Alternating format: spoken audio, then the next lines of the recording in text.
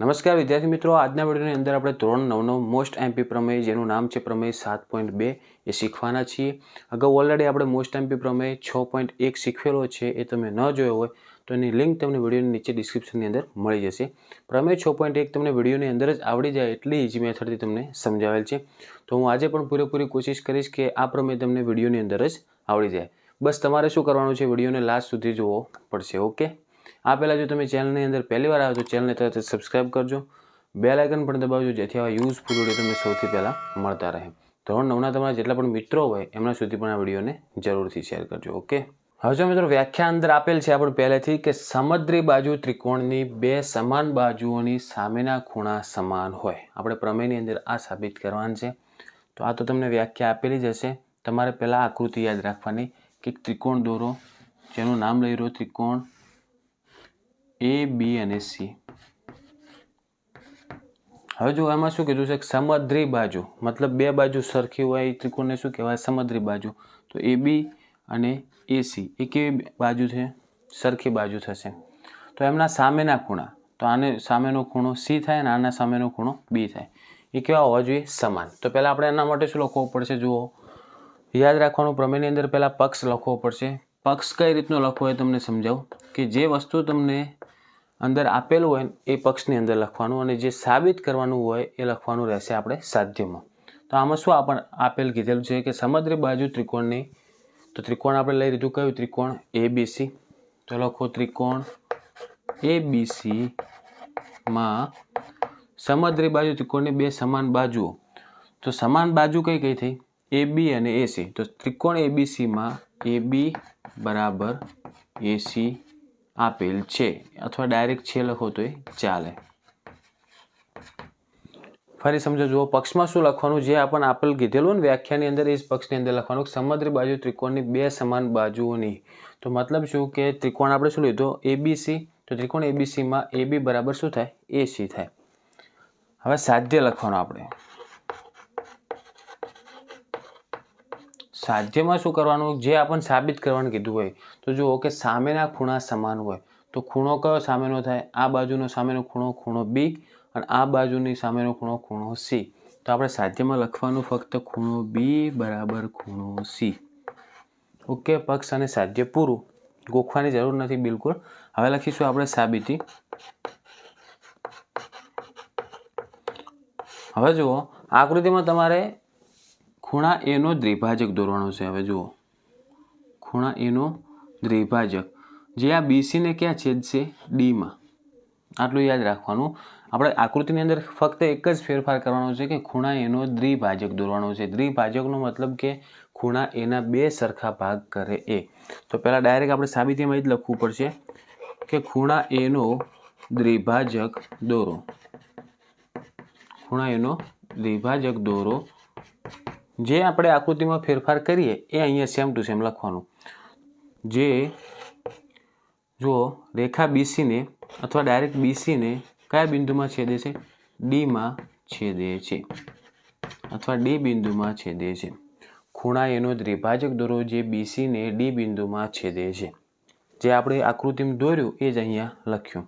હવે જુઓ, દ્વિભાજક દોર્યા પછી જુઓ આ બે ત્રિકોણ બન્યા, એક આ ત્રિકોણ અને એક આ ત્રિકોણ. તો આપણે અલગ અલગ ત્રિકોણ લખવા પડશે કે ત્રિકોણ BAD, ત્રિકોણ BAD અને ત્રિકોણ CAD. ત્રિકોણ CAD માં આ બે ત્રિકોણ થઈ ગયા. ફરી સમજાવ, જુઓ સાબિતીની અંદર શું કરવાનું? આપણે ખૂણા A નો દ્વિભાજક દોરવાનો જે BC ને કયા બિંદુમાં છેદશે? D બિંદુમાં છેદે છે. એટલું આપણે લખી નાખવાનું. હવે જો તમે જોઈ શકો કે બે ત્રિકોણ બને છે, ત્રિકોણ BAD અને ત્રિકોણ CAD. તો આ બંને ત્રિકોણમાં જે જે સરખું હોય એ લખવાનું છે. હવે જુઓ, AB અને AC એ તો પહેલેથી જ સરખું આપણે આપેલ હતું. તો શું લખવાનું આપણે? AB બરાબર AC. આ તો આપણે આપેલ હતું ક્યાં? પક્ષમાં. તો તમે કૌંસમાં શું લખીશું? પક્ષ. રેડી? પછી હવે બીજું શું સમાન થશે કહો? આ ખૂણો A હતો એનો આપણે દ્વિભાજક દોર્યો, મતલબ ખૂણા એના બે સરખા ભાગ કર્યા. તો આ ત્રિકોણનો આ ખૂણો અને આ ત્રિકોણનો આ ખૂણો, બંને ખૂણા કેવા થાય? સરખા થાય. તો જે આપણે ત્રિકોણના નામ લીધા ને એના જ ખૂણા છે, એટલે ખૂણા પણ ગોખવાના નથી. ખૂણો BAD બરાબર ખૂણો CAD. બરોબર. હવે બીજું શું સરખું થાય જુઓ બંનેમાં કે આ ત્રિકોણની અંદર પણ આ બાજુ આવશે અને આ ત્રિકોણની અંદર પણ આ બાજુ આવે છે. તો બંનેમાં એક સામાન્ય બાજુ આવે છે, એનું નામ શું છે? AD. તો AD બરાબર AD લખીશું. કૌંસની અંદર લખી નાખવાનું કે સામાન્ય બાજુ.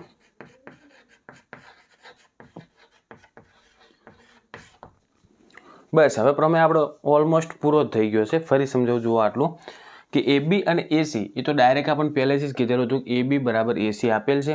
હવે બીજા નંબરમાં શું સરખું થાય કે આપણે એનો દ્વિભાજક દોર્યો, મતલબ ખૂણા એના બે સરખા ભાગ કર્યા, તો બંનેમાં ખૂણો એ આવે છે. જો આટલો આ ત્રિકોણમાં આવશે અને આટલો ખૂણો આ ત્રિકોણમાં આવશે, તો ખૂણો બંનેમાં ખૂણો કેવો થશે? સરખો થશે. નામ પણ જો તમારે ગોખવાની જરૂર નહીં. તમે ત્રિકોણ BAD લીધું હતું તો ખૂણો પણ કયો આવે છે? BAD. અને ત્રિકોણ CAD લીધું તો ખૂણો કયો આવે છે? ખૂણો CAD. પછી AD બરાબર AD, મતલબ કે આ બંને ત્રિકોણમાં આ બાજુ કેવી થશે? સામાન્ય થશે, કોમન બાજુ છે, તો એ પણ કેવું થાય? સરખું. હવે જુઓ કઈ શરત થઈ? આ બાજુ હતી બંને, આ ખૂણો અને ફરી શું આવ્યું? બાજુ. તો કઈ શરત પરથી? કે બાજુ ખૂણો બાજુ, એટલે બા ખૂ બા. બરોબર. જુઓ બાજુ ખૂણો અને બાજુ, મતલબ કે બા ખૂ બા શરત પરથી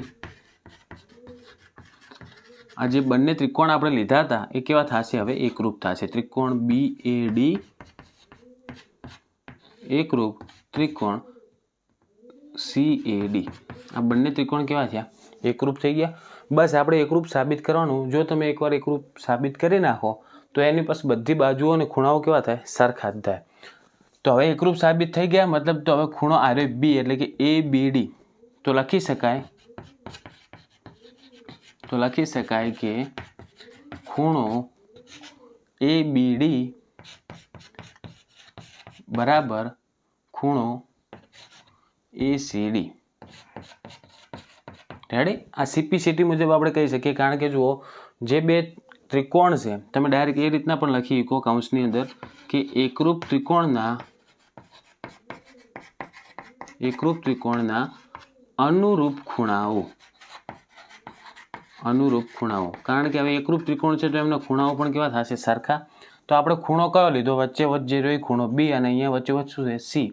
તો ખૂણો B બરાબર ખૂણો C, જે આપણે સાધ્યની અંદર સાબિત કરવાનું હતું. ખૂણો B બરાબર ખૂણો C. બસ તમારે સેમ ટુ સેમ આટલું લખવાનું રહેશે.